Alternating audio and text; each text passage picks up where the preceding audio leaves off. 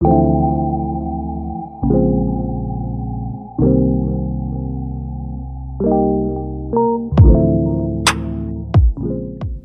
hello, hello. This is Tamika Peters, President and CEO of Grow Your Nonprofit, where we help startups, small and stagnant nonprofits grow through fundraising strategies, strategic planning, and so much more. Guys, today you're in for a treat. I have my special guest here, Kate. She is with the Sensory Safe Salon. We will talk about how she started her nonprofit and how she's growing it and the impact she's making in the community. But before we get started, I'd like to thank the sponsors of my podcast. Trinity Life Foundation Naples, helping at-risk youth through their enrichment program. AVID, that stands for the Associations of Haitians Living Abroad.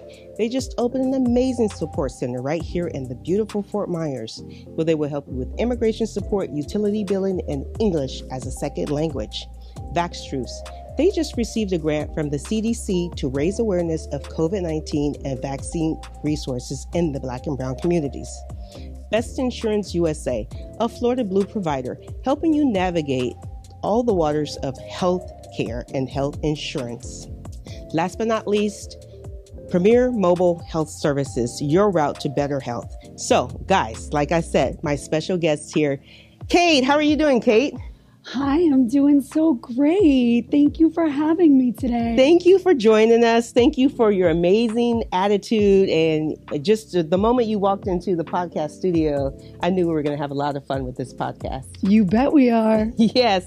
So would you please start by telling our audience a little bit about yourself and then how you founded your nonprofit and why did you found it? What was the need there?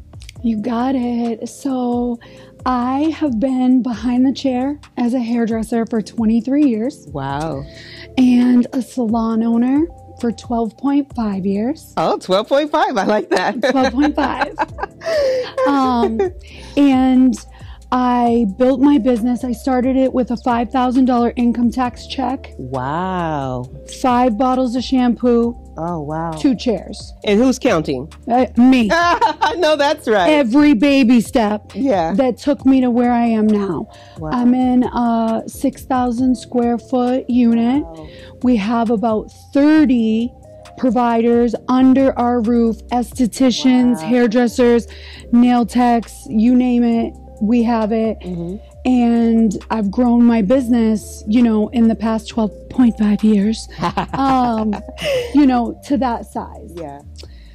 During that time, in 2013, I had my 5th baby. Oh. Yes, my last and final 5th baby. I had 4 boys before him. I was, fingers crossed it was going to be a girl. Didn't happen. Nope, didn't happen. We had another boy, and I almost immediately thought something was different. When you were pregnant? No, after he was born. Oh, after he was born. Okay. After he was born, I, this was supposed to be the baby. Okay. My business is great. Yeah. My life is great. I'm in my 30s. Yeah, got it. This was it. And I noticed it was so hard. Something was different. Something just wasn't, I hate to say it, something wasn't right. Right. I said something to my mom. I said something to my ex-husband. I said something to the pediatrician. Mm-hmm. Said something to the preschool owner. And everybody told me I was crazy. Interesting. So what does that mean when something wasn't right? What, signs did you see, or how did you feel that made you knew that something wasn't right? I noticed little things, like as soon as he could sit up, he was rocking. And he did have some slight language, and then it was gone. And I had never seen, I can make a baby laugh. I can typically make anybody laugh. You can. You brighten up the room when you walk in any room. Thank you, but I couldn't. It took a lot to get a smile out of him. He was very stoic. Eye contact, I felt was good, but it was just this distance between us where I felt we were connected. We were connected on that mother-child level, but there was something about it that was disconnected. And I noticed he was very unhappy. Very unhappy. Just almost fussing from the time he woke up until the time he closed his eyes at night. And I had mentioned it to all the, people I trusted. And they all said, no, you're crazy. Tested. And I remember him being tested and negotiating with myself. Like, if it's autism, it'll only be a little autism, whatever that means. And, we'll figure it out. And they said, Miss Owens, we have your results. Will you please sit down? Oh. And anytime someone tells you to sit down, don't. Run. And I sat down and they said, your son has right under severe autism. And they kept saying, do you understand what we're saying? Your son is considered disabled for the rest of his life. Do you understand what we're saying? Go to Social Security. Your son is disabled for the rest of his life. I know you refused to accept that. I didn't even know what I was accepting. It felt like, and I say this every time I'm interviewed and anytime I speak, I felt like the world had fallen out from under me. I didn't know about disabilities. I didn't know about special needs. I knew about hair. I knew about fashion. And I knew about business and raising boys. But disabilities and special needs, I had no clue. I spent a lot of nights thinking, what did I do to cause it? Why? God, why me? And you know what? Why not me? Why not me? And I was angry and I was resentful and I couldn't imagine what the future looked like. And, it's those late night talks with God that I always, hear what I need to hear. And I decided it's not about why it happened, how it happened, what am I going to do about it? So my son had a 10% quality of life. He was living like an animal. What does that mean? It means that he couldn't communicate.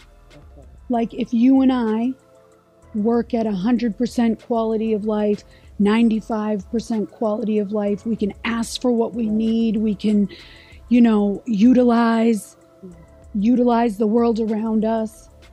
He was living with no communication and like an animal. Nonverbal, couldn't leave the house, 70 headbangs an hour, attacking me.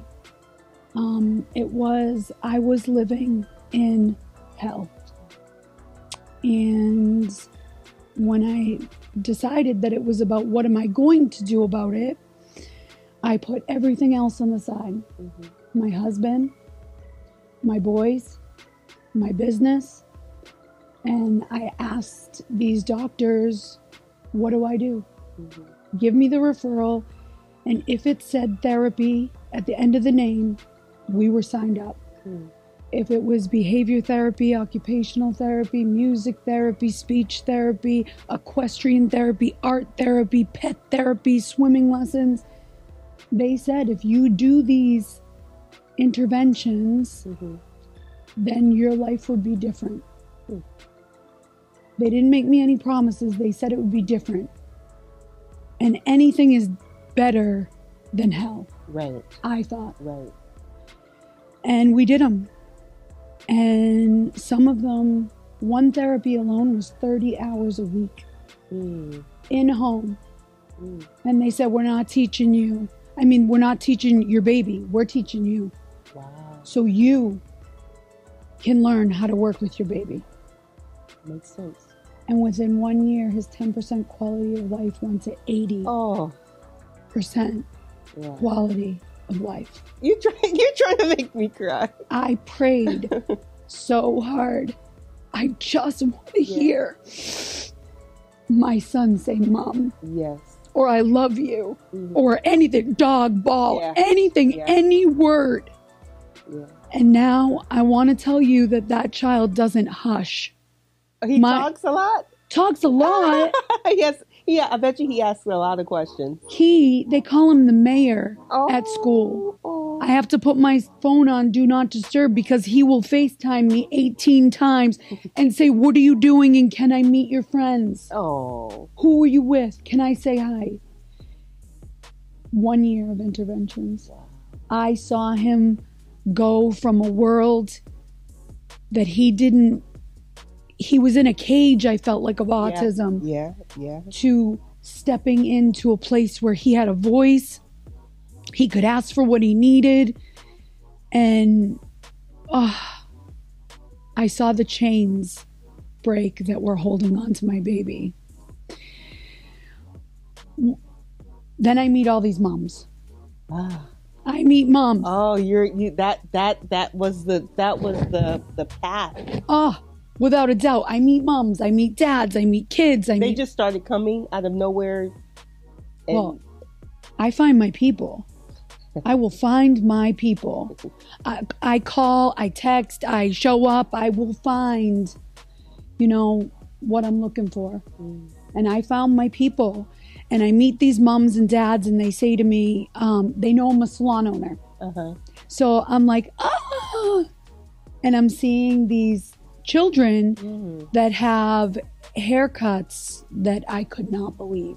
They were awful because they couldn't get the child. Well, I didn't know. I'm like, this little guy looks like Tarzan. His hair is all the way down to his backside.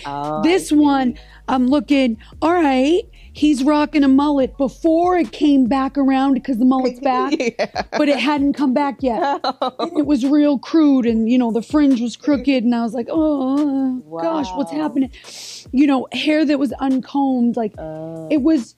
And then I look at my baby, and my baby has a nasty skin fade, a hard part, and a pompadour. Oh. And I'm wondering why they don't have that too. Wow. So I'm immediately seeing these parents that are insecure because they know I do hair. And they said, we can't get haircuts. And I said, what? They said, we were kicked out because of behaviors. Wow. Out of salons, kicked out of salons. Wow. And not welcomed back. I said, what? No, come on. And I'm thinking of my industry because this industry has fed my family for 20 years, for, 18 years at the time. What do you mean we kick you guys out? Another woman, I cannot do that to him again. I had to hold him down. And now he won't go near blonde ladies and cries every time we go drive near that salon. Wow. And I'm thinking, what the heck is happening in my industry? So I talked to people, but the real thing that did it for me is that little guy that I saw that looked like Tarzan. Gorgeous little guy, hair down his backside. I see him again and his head is shaved. Shaved.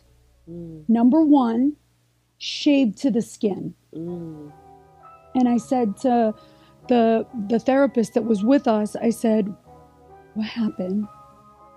What happened? She said, you didn't know? That's the official haircut of autism. Wow. Heck no. To shave it low so we don't have to cut it for a long time. From hair to your backside to shaving someone's head? No. Unacceptable to me. Unacceptable to me. Unacceptable that my industry is telling people they can't come into their spaces. Unacceptable to me. So I opened up my salon 5 years ago for Sensory Safe Sundays. I say to my hairdressers, y'all want to cut hair for kids on the spectrum or sensory processing? They say, sure. We start rocking and rolling. No guidance. And beautiful things begin to happen. So tell us about that. Sundays. Yeah. It's open to all kids, all on the spectrum of autism. Any disability. Any disability. Yes, ma'am. How does that work? Do you do you work with each stylist on how to best work with that child? And did you get those skills because you were trained in all these therapies, right? So the original idea came from my therapies. Yeah. Because we got my son to talk. We got my son to be able to go to Publix, which is a miracle in itself.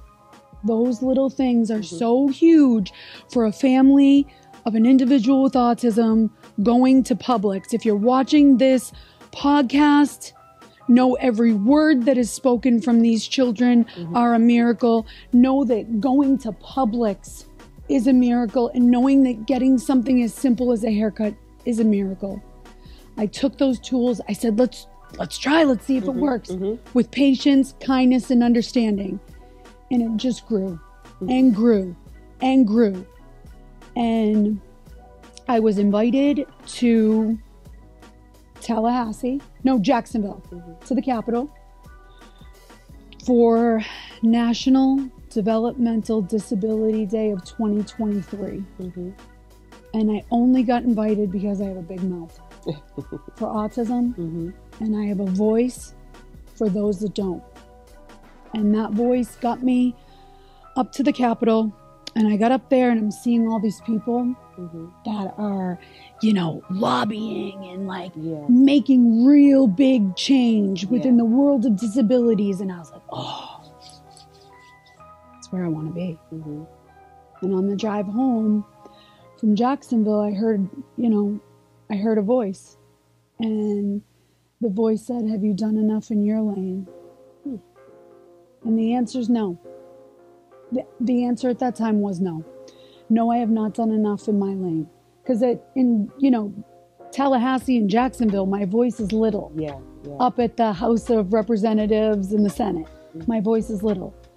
But the hair world, I have 23 years and I have a louder voice. Yes.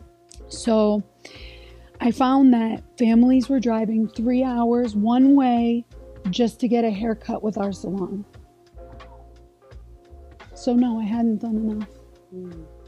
So a woman that I met at the Capitol, I said, hey, she's an autism expert. I said, you want to teach a class with me? I'm going to be at Paul Mitchell School teaching. Let's teach a sensory class. She said, great.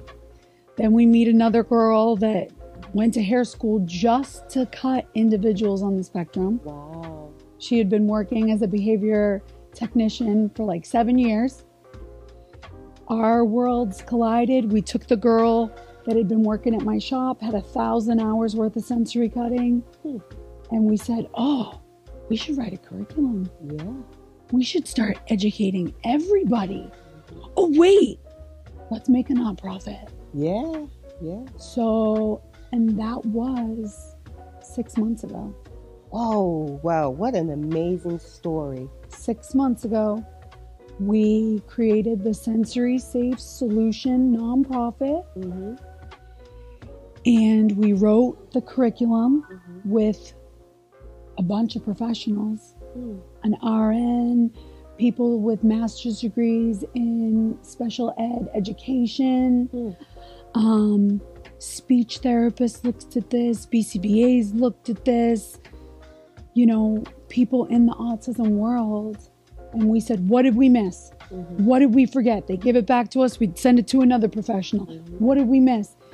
And we began educating stylists and barbers all around the country. And as of now, 6 months, we have 148 providers. Wow. Those are Sensory Safe certified providers. We list them on our website so families can find them. We're in 14 states, 2 countries. Wow. Which 2 countries? United States and Canada. Very nice. But this is just the beginning. Yes, it is. And we have 19 national and regional educators. Wow. That's amazing. Spreading the message. That's amazing. So what was your strategy to, once you asked yourself, can you do more? And it was obvious Yes. Mm-hmm. How did you? I know you're a connector. So how did you connect to get the partners and to bring it all together? Did you come up with like a plan and a checklist, and you just kind of went that way, or you just sort of happened, or? It was absolute divine intervention. Mm. The autism specialist that I met at the Capitol, divine intervention, divine. The RBT that is leaving, behavior therapy to just cut individuals on the spectrum, divine intervention. The young lady with 1,000 hours worth of sensory cutting. It just all came together. It just gelled. And then we just said, hey, we got on social media. We want to train educators that are passionate for this. Because obviously, I've learned in business, if you want to do great, multiply yourself.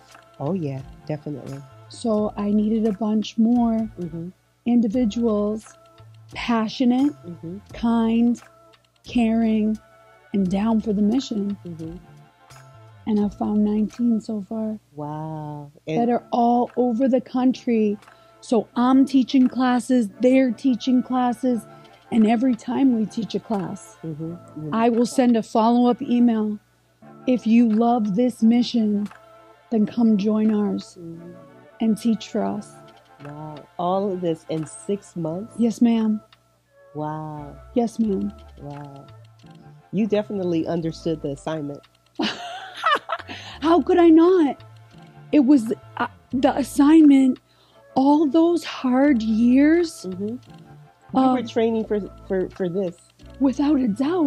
And it's amazing how, how God works. Oh. It's just amazing. You don't understand what you're going through and why, but it's all for a purpose. Can I share with you? I was the thirstiest hairdresser. What does that mean? Oh, well, you know what thirsty means, right? I know what thirsty means. Okay, great. But what do you mean by you were the thirstiest hairdresser? So there's big shots in the hair world. Okay. That are big time, and these brands that are big time. And I was like, notice me. Yeah. Hi, I'm Kate. Please notice me. I'm different. Never once did those big shots ever give me a second look. Actually, I was passed over as an educator for one of those big brands, and it broke my heart.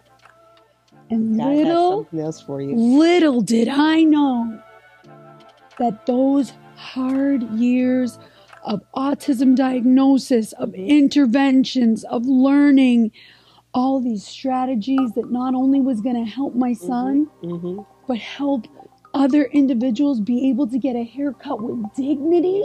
Yeah. Give these families victories, create trust, not trauma.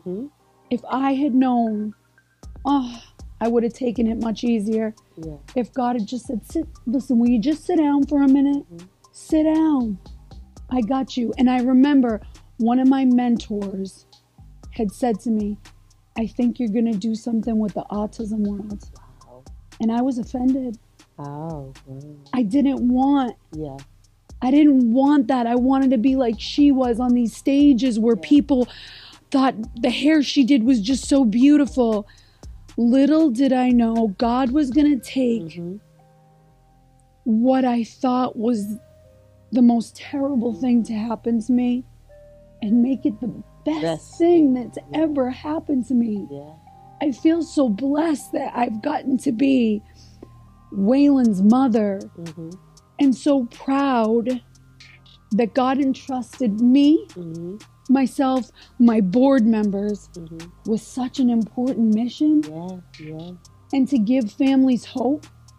Because if you're watching this and you're a mom or a dad and you can't get a haircut, please, yes you can. And it can be dignified. And we'll blow your mind. We will blow your mind that these individuals can be treated with respect, dignity, and they can have victories. Yeah, that's very important. So if someone wanted to reach out to you because they have a child or an adult child with autism, and they want to perhaps come to your salon or see your website and see if a salon is in their area, please tell us your website and telephone number to reach you. Absolutely. Our website is the sensorysafesalon.org. On that website is a national locator list of everyone that is a provider in all the states. There's a spot on that website if you want to sponsor a haircut for a family. We offer that to a lot of families of individuals with disabilities. One of the parents will usually step away from the workforce to provide the care that's necessary for having a child with disabilities. So sponsor a haircut is on there. You can also find us on the Sensory Safe Solution on Instagram and on Facebook. And the cell number to get a hold of us is 239-333-9732. And you can reach out to me anytime.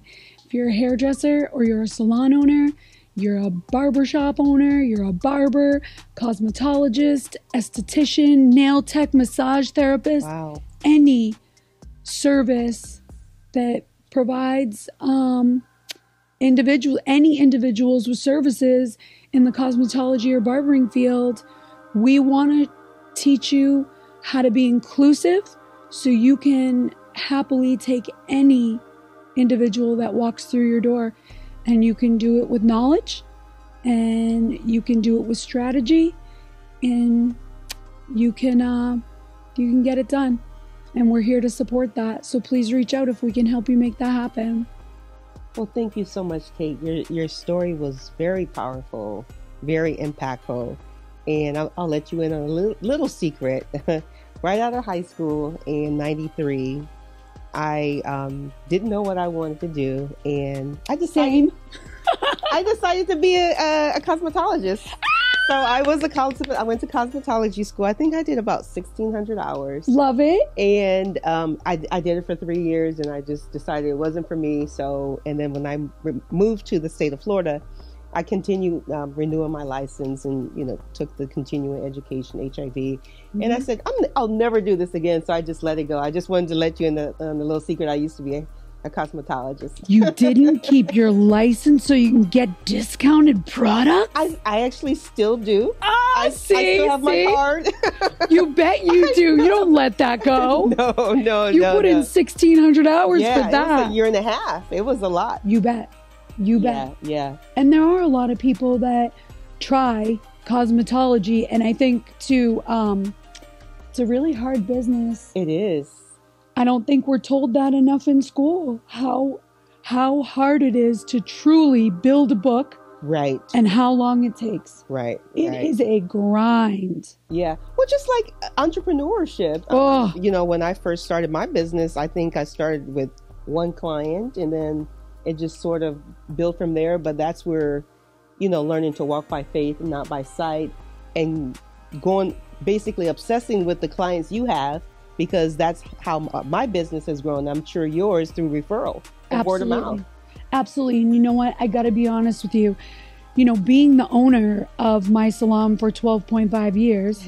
I love 12.5 years. 12.5. I was spoiled. So when I opened this new nonprofit and people aren't swarming to me like, I forgot. Yeah. I forgot about that grind. Yeah. And it's been very humbling to start at the bottom again and be, humble. Mm-hmm. And yes, we're, going to these big brands, asking for meetings and saying, we have 10 providers. We've certified 10 people, that beginning. Yeah. It's very humbling, but I got to tell you, there's been something so refreshing about it. Yeah. That fight again to create something so great. Yeah. Oh, it's been wonderful. Yeah. Kate, something tells me that this is only the beginning. Oh, heck yeah. This is only the beginning. I see so much from you. Books and podcasts. Oh, yeah. Big stages and just My all favorite. of it. All of it. And all I of do it. want a reality show. I'm just going to put that. Oh, yeah. I'm just going to speak it. It's coming. It's coming. Guys, stay tuned.